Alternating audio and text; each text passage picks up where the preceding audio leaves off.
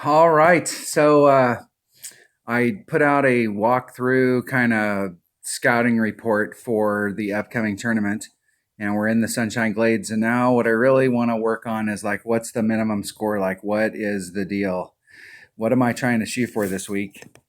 So, hole number one, we absolutely, positively have got to get an eagle on this. We have to think of all three of the par fours that are in the Sunshine Glades as if they were par threes. We need to get up, get in the cup, get our eagle, and move on.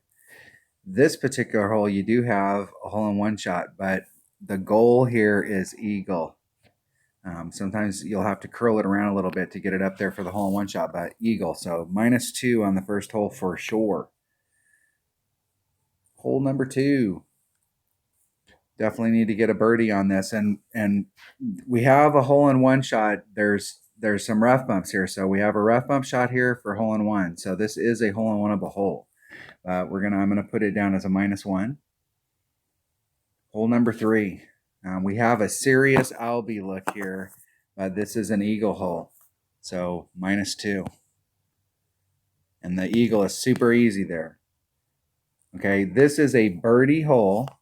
This is a par four. This is a birdie hole that we have to get an eagle on.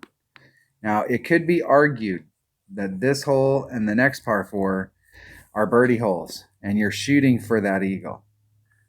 And I will say the benefit of the doubt and say that this is in every other hole.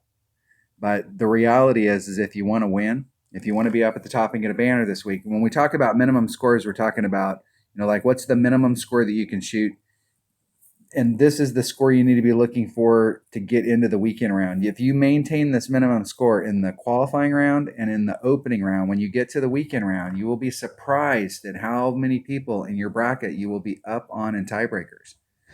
Just shooting those minimum scores. You want to try and get the minimum score and try and pick up the eagle. Try and pick up that hole in one. Try and pick up that albatross. But on these particular par fours, you have got to get eagle, because there is a way, a viable way, several ways that you can get up there and give yourself serious shots at it. And you need to get them at least every other time. So I'm going to put this as a 1.5. All right, next hole. Hole number 5. And hole five. Another par 3, -1. This is the most, in my opinion, the lowest percentage of the par 3s. But it is possible to get a hole in one on it. But it's the lowest percentage. Another par 5 with a serious Albie luck, short iron Albie luck. So I'm going to put this down as a -2. You absolutely have to get eagle, but you got a serious albatross look on that hole. Duck hole. And we've got to get an eagle on this hole. This is the other part of that 1.5. We either need to eagle it both times or every other time, but we've got to get eagles on this hole in order to be up there at the top, in the top. If you want to be up there and in that top 20, and we're talking about minimum, you definitely need to get an eagle on this every other time. Hole number 8. Maybe you can push the button. Another par 3. Good hole in one shot on that one. That's a -1.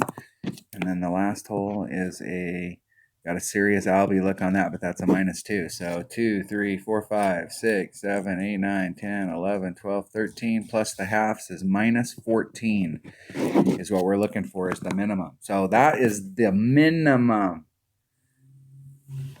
because this hole right here, you can pick up a hole in one, although we're just shooting for eagle on these par fours. Do not get greedy on these par fours. We got a shot for hole in one. There's one hole that we can pick up, and that's a good shot right there. We have a serious Albie shot here, so there's another one we can pick up. Now par 4, we're just shooting for the eagle. This to me is the low percentage wild card in the mix. We have a serious shot at Albie on this hole. There's 3 that we can pick up. We're just trying to get our eagle on that hole. We have a serious shot at hole in one here. That's 4 we can pick up. And we have a serious shot on hole number 9. So there's 5 that we can pick up. So there's 10. So like -5. So that would be like, you know, an excellent round would be -19. And it could be better if you got the hole in one, and you could, I mean there are, it could get better, but -19 would be like super greedy. That's -38. Could be like top of the line score.